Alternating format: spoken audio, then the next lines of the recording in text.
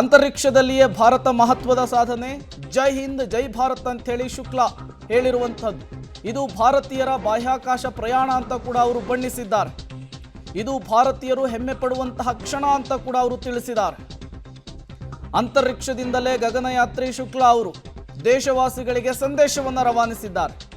ಅಂತರಿಕ್ಷದಿಂದಲೇ ಭಾರತೀಯ ಯಾನದ ಸಂದೇಶವನ್ನು ಕಳುಹಿಸಿರುವಂಥದ್ದು. ಈ ಸಂತಸದ ಕ್ಷಣವನ್ನ, ಈ ಐತಿಹಾಸಿಕ ಕ್ಷಣವನ್ನ ಅವರು ವರ್ಣನೆ ಮಾಡಿದ್ದು ಹೀಗೆ. ಇಡೀ ದೇಶದ ಜನರನ್ನ ಅವರು ಉದ್ದೇಶಿಸಿ ಈ ಟ್ವೀಟ್ ಅನ್ನ ಮಾಡಿರುವಂಥದ್ದು. ಈ ಸಾಧನೆಯನ್ನ ಅವರು ದೇಶದ ಜನರಿಗೆ ಸಮರ್ಪಣೆ ಮಾಡಿದ್ದಾರೆ. कमाल की राइड थी। इस समय हम 7.5 किलोमीटर प्रति सेकंड की रफ्तार से पृथ्वी के चारों तरफ घूम रहे हैं और मेरे कंधे पे मेरे साथ मेरा तिरंगा है, जो मुझे बता रहा है कि नहीं हूँ, मैं आप सबके साथ हूँ। ये मेरी इंटरनेशनल स्पेस स्टेशन तक की जर्नी की शुरुआत नहीं है, ये भारत के ह्यूमन स्पेस प्रोग्राम की शुरुआत है और मैं चाहता हूं कि आप सभी देशवासी इस यात्रा का हिस्सा बने। आपका भी सीना दिल से चौड़ा होना चाहिए, आप भी उतना ही एक्साइटमेंट दिखाइए।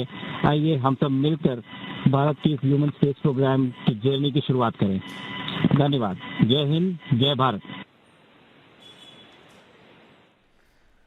ಐತಿಹಾಸಿಕ ಗಗನಯಾತ್ರೆಯಲ್ಲಿ ಅಮೆರಿಕದ ಪೆಗ್ಗಿ ವಿಟ್ಸನ್ ಆಗಿರಬಹುದು, ಭಾರತದ ಶುಭಾಂಶು ಶುಕ್ಲಾ ಸೇರಿದಂತೆ ಒಟ್ಟು 4 ಈ ಯಾನವನ್ನು ಕೈಗೊಂಡಿರುವಂಥದ್ದು. ಈಗ ಅಂತರಿಕ್ಷದಿಂದಲೇ ಭಾರತೀಯರಿಗೆ ಸಂದೇಶವನ್ನು ರವಾನಿಸಿದ್ದಾರೆ ಶುಭಾಂಶು ಶುಕ್ಲಾ ಅವರು. 140 ಕೋಟಿ ಜನರ ಆ ಕಾಯುವಿಕೆ ಏನಿತ್ತು, ಕನಸೇನಿತ್ತು, ಅದು ನನಸಾಗಿದೆ. ಅದನ್ನು ಉದ್ದೇಶಿಸಿ ಅವರಿಗೆ ಒಂದು ಮೆಸೇಜ್ ಅನ್ನು ಪಾಸ್ ಮಾಡಿದ್ದಾರೆ.